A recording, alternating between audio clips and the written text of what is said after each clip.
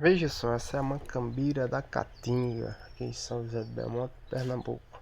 É uma planta originária do bioma caatinga. E aí temos marmeleiro, catingueira, faxeiro, quipembe e também os pássaros e os animais rastejantes.